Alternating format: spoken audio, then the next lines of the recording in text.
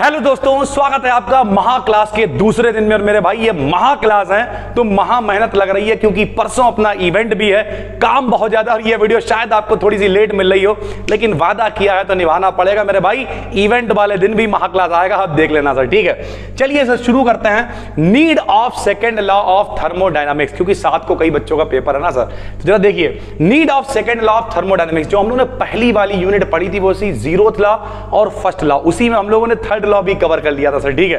क्यों? क्योंकि धोखे से पीडीएफ लग गई थी, तो कोई दिक्कत नहीं है। जो लोग पहली बार देख रहे हो, पहले वाली प्लेलिस्ट, पूरी प्लेलिस्ट डिस्क्रिप्शन में हम डाल देंगे सर, ठीक है। पहले आप पहला क्लास देखिए फिर ये देखिए सर, ठीक है। तो नीड का मतलब होता है आवश्यकता, सेकेंड लॉ मतलब द्वितीय नियम। तो भैया ऊष्मागतिकी के द्वितीय नियम की आवश्यकता क्यों पड़ी? तो जब पहला वाला नियम कुछ बातें नहीं बता पाया होगा तो दूसरे वाले नियम की आवश्यकता पड़ेगी भाई सर, ठीक है। तो क्या लिखा जरा देखिए। फर्स्ट लॉ ऑफ थर्मोडायनेमिक्स की कमी यह है कि वो कुछ स्टेटमेंट को नहीं समझा पाया। कैसे नहीं समझा पाया?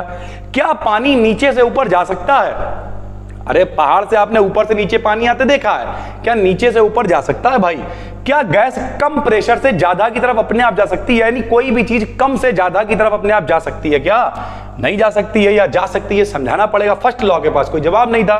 क्या हीट जो है वो ठंडी बॉडी से गर्म में जा सकती है? नहीं जी, जा सकती नहीं जा सकती नहीं पता। फर्स्ट लॉ के अकॉर्डिंग हीट को वर्क में कन्वर्ट कर सकते हैं, वर्क हीट के बराबर होता है, परंतु ऐसा पूर्ण रूप से नहीं होता भाई।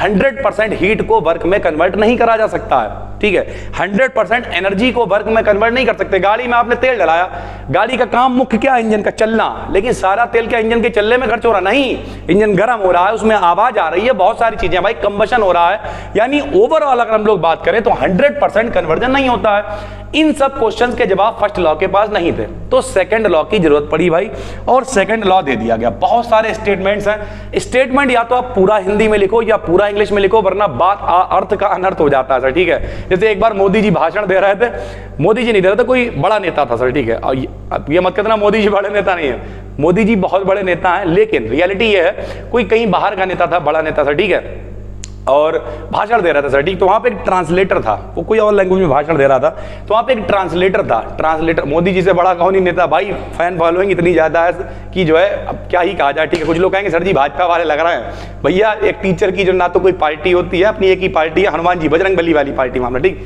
राम जी वाली। तो हुआ क्या, जो ट्रांसलेटर था उन्होंने बोला कुछ और, उस ट्रांसलेटर ने हाल तो समझ लिया कुछ और बोल दिया था, ठीक है। ऐसा होता है, बताइएगा कमेंट करके अगर आपने ये न्यूज़ देखी हो।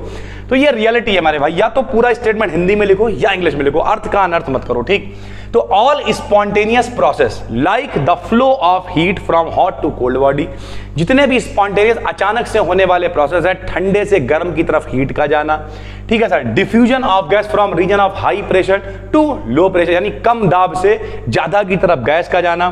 फ्लो ऑफ वाटर, जमीन से ऊपर की तरफ, पहाड़ी की तरफ पानी का जाना। ETCR थर्मोडायनामिकली इरिवर्सिबल, ये सब इरिवर्सिबल है। रिवर्सिबल मतलब होता है जा सकते हैं आ सकते हैं, लेकिन थर्मोडायनामिकली इरिवर्सिबल यानी पहाड़ी से अगर पानी नीचे गिर रहा है तो नीचे से पानी आप ऊपर नहीं ले जा सकते हो, ठीक है भाई। The complete conversion of heat into work is impossible, ये भी कह दिया इस स्टेटमेंट में कि पूरी की पूरी तरीके से हीट को वर्क में कन्वर्ट करना इंपॉसिबल है, विदाउट लीविंग सम इफेक्ट्स एल्सवेयर, बिना कोई फर्क छोड़े हुए, कोई गर्मी ना छूटे, कोई साउंड ना छूटे, कोई भी इस तरीके। ये तो हम आपको एग्जांपल बता रहे हैं, बहुत सारे फैक्टर होते हैं, उनके बिना कन्वर्ट करना मेरे भाई असंभव है, ठीक है। It is impossible to construct a machine functioning in a cycle which can convert heat completely into equivalent amount of work without producing change elsewhere। यानी हर आदमी वही कह रहा है कि कार्य को ऊर्जा में कन्वर्ट करना असंभव है बिना किसी मेरे भाई चीज को, किसी इफेक्ट को छोड़े हुए।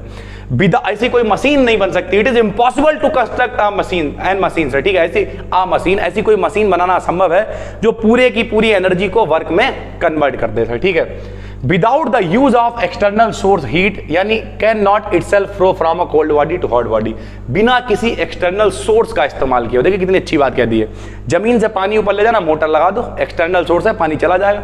यानी एक्सटर्नल सोर्स की जरूरत पड़ेगी तभी कोई चीज नीचे से ऊपर जा सकती है। ये बात हुई सेकंड लॉ पे। कुछ लोग कह रहे हैं सर जी क्या बातें कर रहे हैं आप, सबको पता है मोटर लगा दो, ये वो। मेरे भाई ये उस जमाने की बात है जिस जमाने में आदमी सोच नहीं सकता था ये सब चीजें, पानी नीचे से ऊपर कैसे जाएगा, उस जमाने में स्टेटमेंट दिया गया मेरे भाई। अब तो सारी चीजें आपको सरल लग रही हैं। Whenever a spontaneous process takes place, it is accompanied by an increase in the total entropy of the universe. जब भी कभी मेरे भाई इस तरीके का कोई प्रोसेस होता है तो एंट्रोपी हमेशा बढ़ जाती है।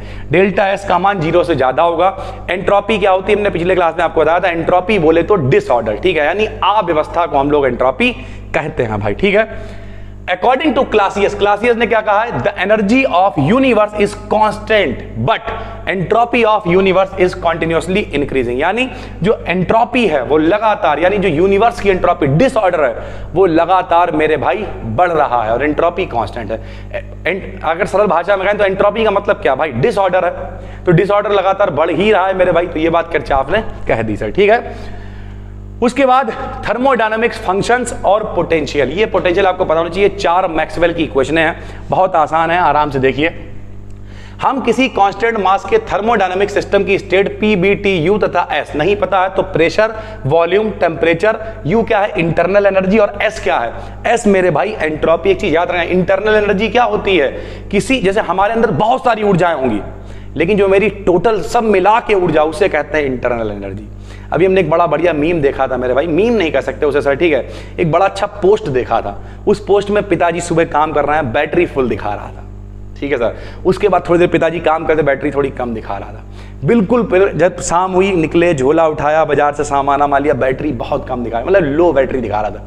लेकिन पिताजी जैसे ही घर पे पहुंचे, अपने छोटे से बच्चे को देखा, बैटरी 4 दिखाने लगा, बच्चे को गोद में उठा लिया, खुश हो गया। ऐसे होते हैं पिताजी सर, ठीक है। ऐसी होती है मम्मी जो बैक हैंड पे चीजों को छुपा कर और आपके लिए खुशियां लेके आते हैं मेरे भाई। ऐसे बहुत सारे लोग आपकी जिंदगी में होंगे जो बैक हैंड पे बहुत कुछ झेल रहे होंगे आपके लिए और आपके लिए खुशियां लेके आ रहे होंगे, तो उन सब की कदर करो मेरे भाई। यही सारी चीजें होती हैं और इसी वजह से ये सारे इवेंट, सारे कोलैबोरेशन इसी वजह से करना भाई, लोगों की भावनाएं निकल के आती हैं। एक बच्चे से मेरी बात हुई, बात शायद हमें बीच में शेयर नहीं करनी चाहिए, वैसे भी हम 1 घंटे प्योर कंटेंट देते हैं, लेकिन ठीक है, अच्छी बात है। लोग कमेंट करते हैं, पता नहीं क्या क्या लिख देते, देवता वगैरह। लेकिन एक बच्चे की बात हुई, सर हम कानपुर से आ रहे हैं। तो हमने कहा, बोला सर पास नहीं है मेरे पास। तो हमने कहा भाई इतनी दूर से आ जाओगे? बोले अरे सर आपसे मिलने का मन है, कहीं से भी आ जाएंगे। लोग बहुत दूर दूर से, बिहार से आ रहे हैं भाई। तो ये अब मेरी भी जिम्मेदारी है कि कोशिश की जाए उस प्रोग्राम को बहुत अच्छा करने की, लेकिन रियलिटी के जो फीलिंग्स है, भावनाएं, मानो तो दिल से मानो भाई। अब एक दिन लेट हो गई वीडियो, अबे साले, ऐसे थोड़ी होता भाई, मानो तो दिल से मानो। हालांकि ऐसे कमेंट्स अपने चैनल में ना के बराबर ही होते हैं, कोई एक आध सन किया जाता है, जिसने देखा नहीं होता भले ही कर दे, वो तो हर जगह है, लेकिन नॉर्मली कमेंट अच्छे हैं और हम भी कोशिश करते हैं। जैसे आज बिल्कुल टाइम नहीं था, लेकिन हमने कहा नहीं, वादा किया है तो जाना चाहिए। तो इस फोन में इस समय 15% बैटरी है सर, लेकिन फटाफट से बनाते हैं और आपको सिखाते हैं सर, ठीक है। तो फर्स्ट लॉ ऑफ थर्मोडायनामिक्स पढ़ा चुके हैं, dq बराबर du प्लस pdv होता है, ठीक है। इंटरनल एनर्जी बढ़ेगी प्लस कार्य करना पड़ेगा। dq बराबर tds होता है सेकंड लॉ मेरे भाई, ठीक है। इस प्रकार के सिस्टम के बिहेवियर को समझाने के लिए अन्य रिलेशंस की नीड होती है और इसी तरीके से मैक्सवेल ने मेरे भाई 4 रिलेशन दे दिए। पहला रिलेशन क्या था जरा देखिए, इंटरनल एनर्जी। किसी सिस्टम की इंटरनल एनर्जी u एक वेरिएबल है, यानी एक चर है, यह थर्मोडायनामिक फंक्शन मान लिया जाता है। तो इसे कैसे निकालेंगे जरा देखिए। माना किसी सिस्टम में एक स्टेट से दूसरी स्टेट तक एक बहुत छोटा सा चेंज हो रहा है, तब इंटरनल एनर्जी में कितना चेंज होगा भाई? du बराबर dq माइनस pdv होता है। tu रख दिया, dq बराबर tds रख दिया। कहां से रख दिया मेरे भाई? ये ऊष्मागतिकी का पहला नियम होता है, रख दिया सर, ठीक है। u का पार्शियल डिफरेंशिएशन करेंगे। 2 फंक्शन यहां पे चल रहे हैं, v चल रहा है, एक s चल रहा है। एक बार b को कांस्टेंट रखेंगे s के रिस्पेक्ट में, एक बार s को कांस्टेंट रखेंगे b के रिस्पेक्ट में, डिफरेंशिएशन कर देंगे। परंतु du एक परफेक्ट डिफरेंशियल है। जब परफेक्ट डिफरेंशियल होता है तो दोनों फंक्शंस के लिए डिफरेंशियल की मल्टीप्लाई टोटल के बराबर होती है। तो del b del s del b बराबर होगा, ठीक है सर। दोनों की हमने ये वाले जो मान थे उठा के यहां पे रख दिए, यानी अपने पास आ जाएगा, ये देखिए इसका मान कितना है, t है, इसका मान कितना है, माइनस p है। यानी पहला रिलेशन आ जाएगा del t upon del b at constant s equals to minus का del p upon del s at constant b। ये पहला रिलेशन है, बहुत आराम से निकाल लोगे, कोई दिक्कत नहीं सर, ठीक है। सेम रिलेशन दूसरा है हेल्महोल्ट्ज फंक्शन। क्या होता है हेल्महोल्ट्ज एनर्जी? क्या होती है? Free energy. F माने यहाँ पे फ्री एनर्जी है, हेल्महोल्ट्ज फ्री एनर्जी, ठीक है। F बराबर U माइनस का TS होता है। सेम प्रोसेस फॉलो करेंगे, परफेक्ट डिफरेंशिएशन है तो परफेक्ट डिफरेंशियल करेंगे। फिर क्या करेंगे, यहां से df का मान निकालेंगे। du बराबर tds माइनस pdv रखा, tds से tds कट गया मेरे भाई, df का मान आ गया। क्या करोगे? पार्शियल डिफरेंशिएशन करोगे। फिर 2 बातें हैं, एक बार b है कांस्टेंट, एक बार t कांस्टेंट, दोनों मान निकालेंगे। सेम है भाई, दोनों मान निकालेंगे। फिर क्या कहेंगे? परफेक्ट डिफरेंशियल है तो परफेक्ट डिफरेंशियल है तो दोनों को रख देंगे भाई। ये देखो b t को रख दिया, t b को रख दिया। ये वाला मान हम ऊपर निकाल चुके। सेम देखिए, ये मान कितना, माइनस s है, ये मान कितना, माइनस p है। दोनों की जगह पे मान रख देंगे। और ये अपना सेकंड रिलेशन आ जाएगा। ठीक है सर, इसी तरीके से टोटल 4 रिलेशन है। फिलहाल हम आपको समझा सारे दे रहे हैं। एंथैल्पी होता है, एंथैल्पी हम पिछले क्लास में बता चुके हैं, H बराबर U प्लस PB होता है। ठीक है, फिर भाई स्मॉल चेंज है तो क्या करोगे, इसका डिफरेंशिएशन कर दिया। फर्स्ट फंक्शन dy अपन dx कर रहे हो, जिसके भी रिस्पेक्ट में कर रहा हो, second function plus second function differentiation और फर्स्ट फंक्शन डिफरेंशिएशन कर दिया। जो कैंसिल होना था वो कैंसिल हो गया। फिर क्या किया, पार्शियल डिफरेंशिएशन है, एक बार p कांस्टेंट एक बार s कांस्टेंट, दोनों मान निकालिए। परफेक्ट डिफरेंशियल है तो ps sp दोनों लिख दिए, दोनों वैल्यू लिख दी, अपने पास तीसरा रिलेशन आ गया। बिल्कुल आसान है भाई, एक ही तरीके से चारों हो रहा है सर। ठीक है, चौथा देख लो भाई, गिब्स फंक्शन है। गिब्स फंक्शन क्या होता है, g बराबर s माइनस ts, सेम है, स्मॉल चेंज होगा, क्या करोगे, डिफरेंशिएशन कर दो भाई, dg आ गया dh आ गया, first function differentiation of second function plus second function differentiation of first function. G minus क्यों लगाया, अबे माइनस फार्मूले में चल रहा था भाई। अगर आपके पास फिजिक्स है तो मैथ भी तो होगी मेरे भाई, सेकंड सेमेस्टर में ऐसे ही पहुंच गया क्या। तो यहां देखिए जो कैंसिल होना था कैंसिल हो गया, dh की वैल्यू हमने निकाल ली। ठीक, dh बराबर इतना होता रख दिया, काटा पीटा, dg की वैल्यू हमने निकाल ली। फिर सेम कंडीशन, पार्शियल डिफरेंशिएशन है, एक बार t कांस्टेंट एक बार p कांस्टेंट, मान निकालो, परफेक्ट डिफरेंशियल बना के मान रख देंगे। देखिए परफेक्ट डिफरेंशियल है, मान रखा और ये चौथा रिलेशन आ गया। बिल्कुल आराम से मैक्सवेल के चारों रिलेशन निकल आएंगे। अगर आपके पेपर थ्योरी वाइज हो रहा है तो आप इन्हें छोड़ नहीं सकते हो मेरे भाई, भुगत जाओगे, बता रहा था। ठीक है, तो ये हो गया। उसके बाद क्लासियस क्लैपेरॉन, एक छोटी सी पिद्दी सी इक्वेशन है, ये आपको पता होनी चाहिए। जरा देखिए, वी नो फ्रॉम मैक्सवेल, अभी दूसरा रिलेशन हम लोगों ने निकाला है, ये होता है, दोनों तरफ t से मल्टीप्लाई कर दी। सेकंड लॉ होता है, TdS को भैया डेल Q बना दिया।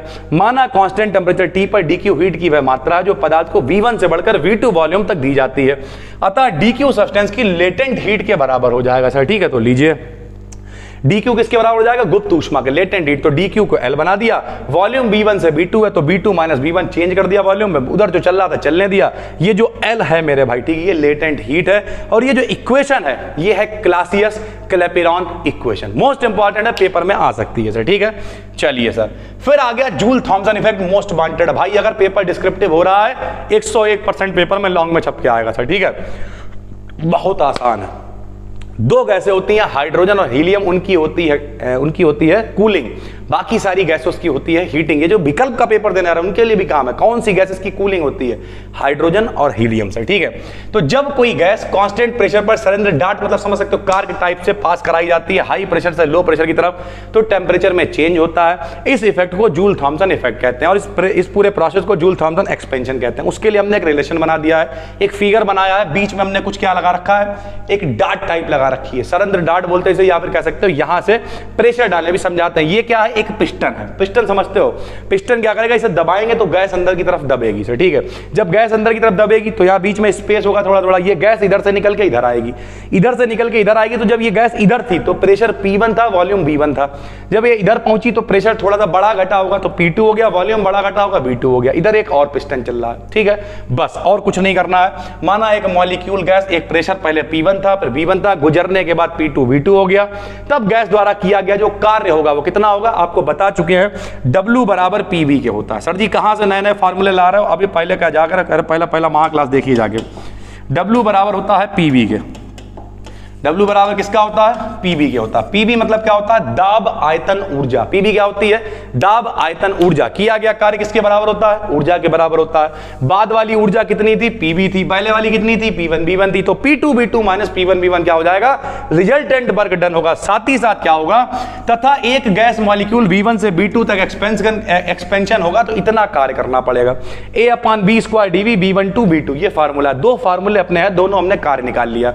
जूल थॉमसन में जब दोनों कार्य निकल आएंगे तो टोटल कार्य निकालने के लिए दोनों को भाई जोड़ना पड़ेगा। लो दोनों को हमने जोड़िए तो हमने हल किया, ये देखिए, अतः कुल वर्क कितना होगा, पहले वाला कार्य प्लस दूसरा वाला कार्य, दोनों को हमने जोड़ दिया है। वान डेर वाल्स समीकरण हमने आपको पिछले क्लास में बताई थी, जो PV बराबर RT होता, P में प्रेशर जोड़ देते हैं, V में वॉल्यूम घटा देते हैं। P में प्रेशर जोड़ दिया, B में वॉल्यूम घटा दिया, मल्टीप्लाई करी, AB/B² को निगलेक्ट कर दिया। क्यों, AB बहुत छोटी वैल्यू और नीचे B² चल रहा है, ऊपर कहीं 2 लिखा हो नीचे 2 करोड़ लिखा हो, बहुत छोटा मान होगा, 0.000 करके छोड़ दिया भाई।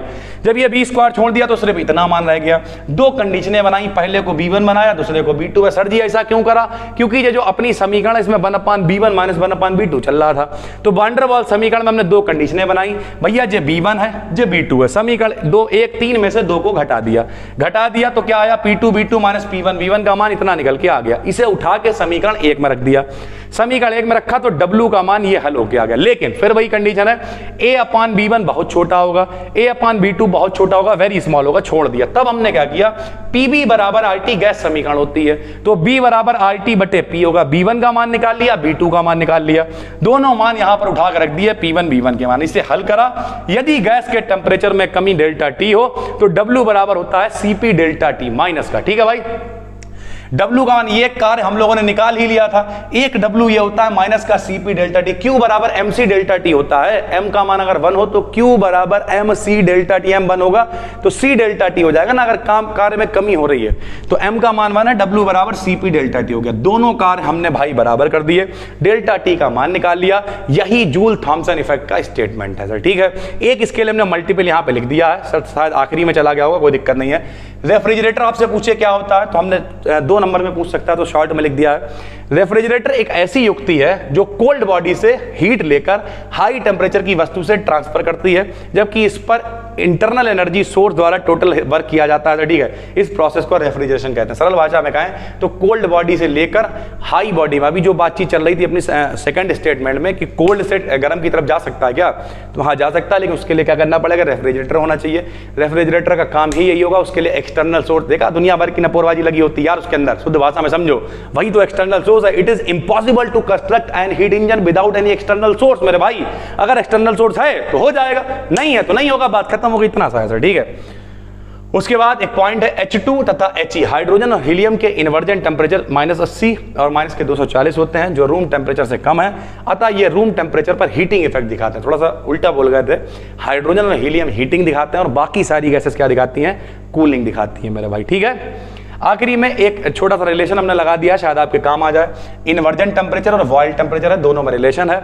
इन्वर्जन टेम्परेचर होता है Ti बराबर 2A अपान RB, बॉयल टेम्परेचर होता है A अपान RB, दोनों को भाग दे दिया, काट पीट डाला, Ti बराबर 2TB आ गया सर। ठीक है, यानी इन्वर्जन टेम्परेचर बॉयल टेम्परेचर का दुगना होता है।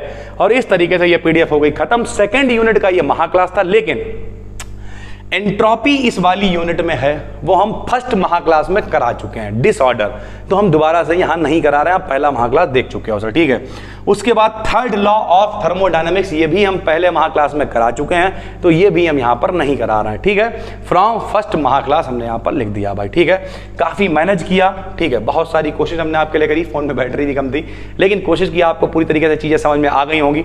बाकी हम कोशिश करेंगे कल टाइम निकाल के, कल का और परसों का दोनों दिन का महाक्लास बना के प्रीमियर लगा देंगे। जिन लोगों ने भी इवेंट का पास वगैरह लिया है, मिल गया है, आओ मिल के मजा काटते हैं। और जिनका रह गया भाई तो अब मैसेज वगैरह ना ही करना, क्योंकि बहुत सारे पासेस बढ़ गए, बहुत सारी दिक्कतें हैं। और जो लोग वीडियो बाद में देख रहे हैं उनकी तो कोई दिक्कत है ही नहीं, लेकिन रियलिटी ये है कि जितनी सीटिंग थी उनसे 10-20 पास ज़्यादा ही बढ़ गए हैं। उसका कारण भी है कि एंड टाइम पे कुछ लोग नहीं आ पाएंगे, तो आराम से आदमी बैठ जाएगा, कोई दिक्कत नहीं है। तो बस उम्मीद करते हैं बहुत सारी चीज़ें, बहुत सारी प्लानिंग्स आपके लिए कर पाएंगे। अभी हम बैक हैंड पे पूरी तरीके से देख रहे हैं, अपने आप पूरा कंटेंट डिलीवर करने की कोशिश कर रहे हैं। कई बच्चे कह रहे थे कि सर बी डिकेडेन इंग्लिश में लेके आइए। ठीक है मेरे भाई, कोई दिक्कत नहीं है, हमारे पास सारे नोट्स हैं, सारी चीज़ें हम पढ़ा सकते हैं, लेकिन आप एक बात समझो, कितना बड़ा नहीं, अभी हम आपको थोड़ा सा बात शेयर कर दे रहे हैं। एक चीज समझ में नहीं आती है, अभी जब हम टीचर्स को अप्रोच कर रहे हैं तब मेरी समझ में आ रहा है कि दिक्कत क्या है। बच्चा मेरे पास आता, सर हम केवल इंग्लिश पढ़ाएंगे 9th की या 10th की इंग्लिश पढ़ाएंगे। ऐसे टाइम पे अब आप समझना कि हम क्या ढो रहे हैं। आपने कहा सर जी हमें जूलॉजी चाहिए, सर जी जूलॉजी ले आए, सर जी बॉटनी चाहिए, सर जी बॉटनी ले आए। इस बात की चिंता किए बिना कि मेरी खुद की इमेज का क्या रह जाएगा। क्यों? क्योंकि हम टीचर तो फिजिक्स केमिस्ट्री के हैं हमेशा, लेकिन हमने जूलॉजी पढ़ाई क्यों? इसलिए नहीं पढ़ाई कि हमें भौकाल दिखाना था, बल्कि इसलिए पढ़ाई कि वो लड़कियां, वो लड़के जो 2-2, 3-3, 4-4 किलोमीटर कहते हैं सर कोचिंग ही नहीं है, वो बच्चे पास हो गए। वो बच्चे पास होते हैं, आशीर्वाद देते हैं। भाई लिखना पड़ता, बहुत मेहनत लगती है। आपने देखा होगा 80-80, 100-100 विकल्प की PDF आपके लिए आई, और वो सारी चीजें एक दिन में पब्लिक हुई। वो पूरे सुबह से शाम तक लिखी थी बैठ के। तो कोशिश है आप तक बेहतरीन से बेहतरीन कंटेंट पहुंचाने की। आपका काम सिर्फ इतना सा मेरे भाई, ये जो PDF है ये आपको मिल जाएगी टेलीग्राम बी डिकेडेन BSc सर्च कर लेना। अगर आप एप्लीकेशन पे देख रहे हो तो आपके लिए रिवीजन के लिए बनाया जा रहा है, ये सब कुछ हम आपको पहले ही पढ़ा चुके हैं। उसके लिए यहाँ पर अलग से हमने एक फोल्डर बनवा दिया है, कोर्स में ही आराम से रिवीजन करो। उसे यहाँ पर इसलिए ऐड करवा रहे हैं, वरना लोग लोग कहेंगे सर पढ़ा चुके तो कोर्स में क्यों ऐड कर रहा है? भाई इसलिए ऐड कर रहा है कोई टॉपिक छूट गया होगा, जैसे शायद जूल थॉमसन इफेक्ट छूट गया, आपको कवर हो जाएगा। दूसरी बात, यूट्यूब पे ऐड आता है, नीचे अलग वीडियोज आती, दुनिया भर का ड्रामा है, यहाँ पे कुछ नहीं, आराम से अपनी एप्लीकेशन में चलाया और देख लिया सर, ठीक है। तो बाकी जो लोग एप्लीकेशन पे यूट्यूब पे कहीं भी देख रहे हैं कोई दिक्कत नहीं है, मस्त पेपर होके आएगा। और बाकी सबको पता है कोई दिक्कत है भाई तो कॉल सपोर्ट है आपके लिए, इस नंबर पे कॉल कर लिया करो 9044900263। अभी 2-3 दिन ये डिस्टर्ब रहेगा नंबर, क्योंकि 5 तारीख को इवेंट है, 6 को हम लोग फ्री होंगे तो थोड़ा सा चीज़ों में बिजी हैं। उसके बाद कोई दिक्कत नहीं है, 7 तारीख से रेगुलर सुबह 10 बजे से लेकर शाम को 6-7 बजे तक ऑफिस टाइम में आप फोन कर सकते हो, 1 से 2 लंच हटा के से, ठीक है। फिर भी कोई दिक्कत है सॉल्व नहीं हो रही है तो 8604507939 ये मेरा व्हाट्सएप नंबर है, ठीक है सर। और ज़्यादातर चीज़ें हम देखते हैं 1000 से ऊपर इसमें मैसेज पड़े रहते हैं, तो आप क्या करना, अगर समस्या सॉल्व ना हो 2-3 बार कर देना, ठीक है। और ये सारी चीज़ें लिखी हुई हैं चैनल के अबाउट में, तो कोई दिक्कत नहीं है। बस दोस्तों फिर मिलते हैं हम एक और नए क्लास में, तब तक के लिए धन्यवाद, थैंक